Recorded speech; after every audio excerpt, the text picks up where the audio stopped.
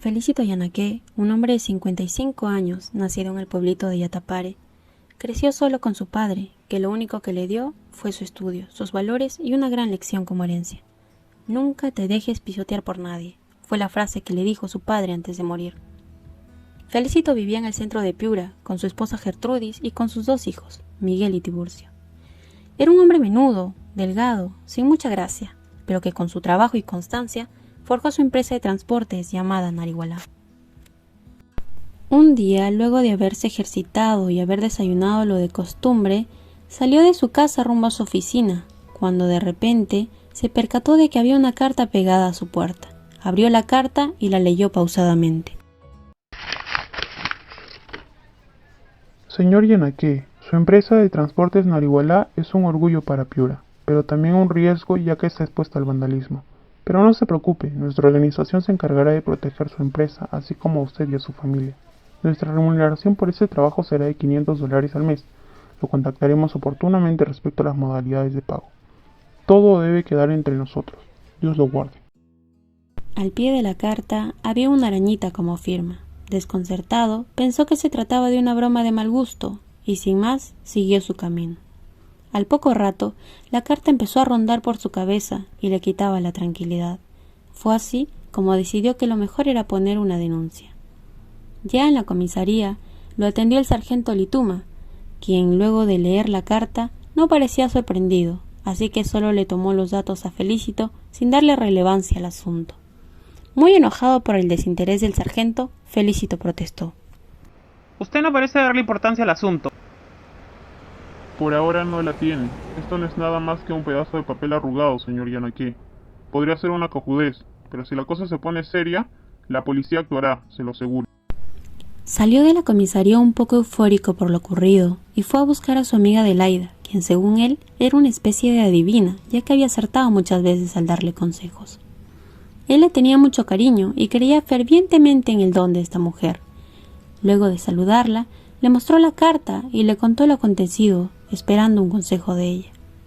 Al rato, Adelaida tuvo una revelación y le dijo a su amigo: Dales lo que te pidan, Felicito. Mejor dáselo. ¿Que les dé $500 a esos chantajistas para que no me hagan daño? ¿Eso te está diciendo la inspiración, Adelaida? Está mal. Ya sé que es mucha plata, pero ¿qué importa el dinero después de todo? ¿No te parece? Más importante es tu salud, tu tranquilidad, tu trabajo, tu familia, tu amorcito de Castilla. A mí tampoco me gusta. Tú eres un buen amigo, papachito. Además, a lo mejor me equivoco y te estoy dando un mal consejo. No tienes por qué creerme, Felicito. Pocos días después, Felicito fue a ver a Mabel, su amante, a quien solía visitar cada viernes en una casita en Castilla que él mismo pagaba.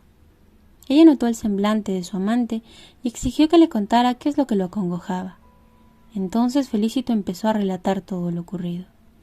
Mabel trató de alegrarlo, pero él dijo que mejor sería descansar. Lo acompañó hasta la puerta y al salir se sobresaltaron al ver una carta pegada junto al timbre. Angustiados, abrieron el sobre para leer lo que decía. Querido señor Yanaque, usted cometió un error yendo a la comisaría. Nos está declarando la guerra y la tendrá. Saldrá lamentándolo. Muy pronto tendrá pruebas de qué somos capaces. No sea terco, no se arriesgue y no vuelva a darle sus quejas a la policía. Aténgase a las consecuencias. Dios lo guarde. Al salir de la casa de Mabel, Felicito se dirigió a la comisaría, y aunque no era horario de atención, el capitán Silva lo atendió, indicando que ya conocía su caso. El capitán vio la intensidad del caso, mas no se alarmó. Pidió calma y advirtió que los chantajistas intentarían darle un susto. El transportista estaba inquieto porque los mafiosos conocían su vida a fondo. Dándose cuenta el uniformado, sentenció: Comuníquenos cualquier novedad en el acto. Confíen en nosotros, su caso es ahora nuestro. Al día siguiente, de madrugada, unos golpes fuertes interrumpieron su rutina de ejercicios. Era Lucindo, el cieguito de la esquina, quien llegó agitado. ¡Corra, corra, don Felicito! Un señor me ha dicho que se está quemando su oficina en la avenida Sánchez Cerro. Llama a los bomberos y vuélvase por allá.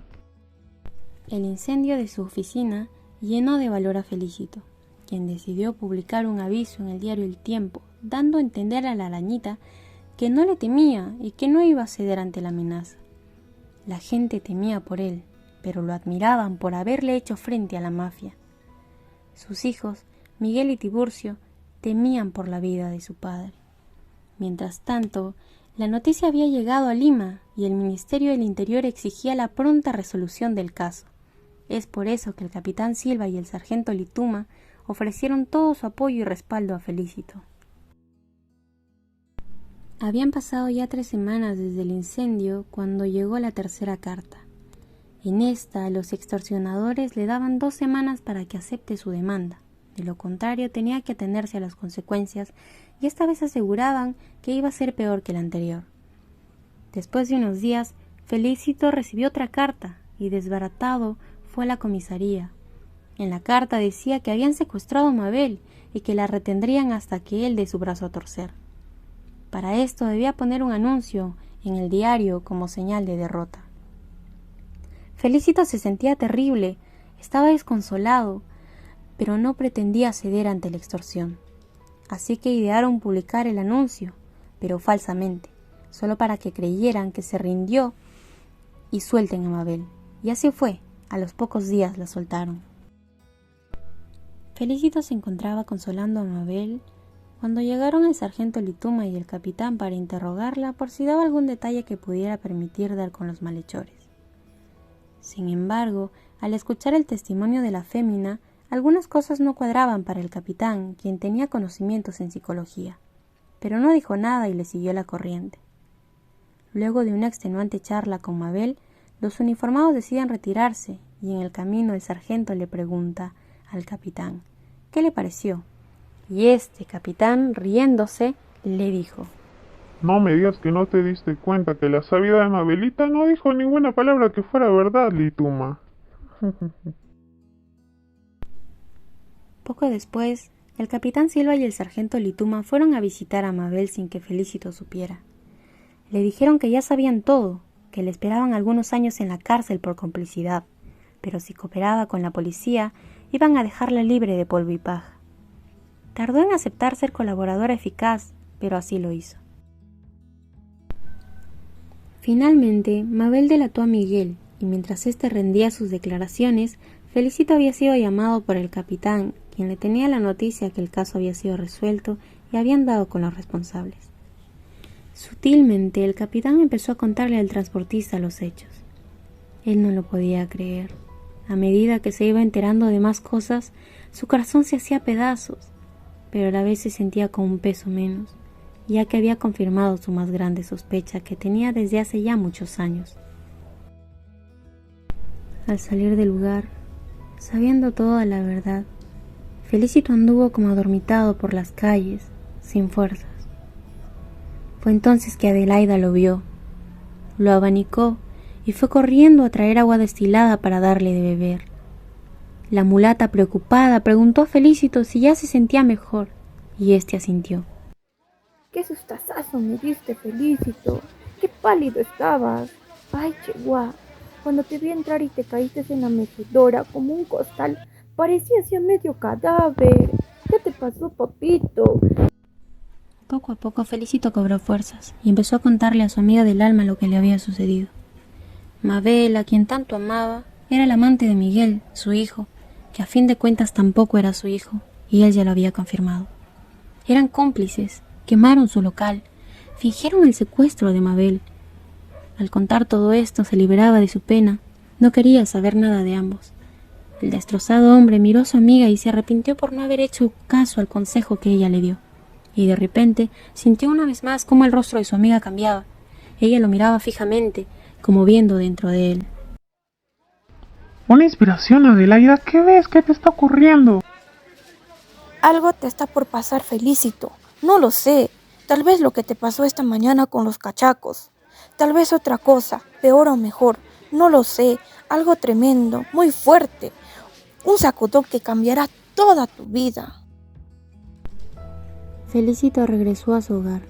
Habló con su hijo Tiburcio, lo abrazó y pese a toda la prensa que estaba fuera de su casa, se dirigió a su empresa con el fin de restaurarla.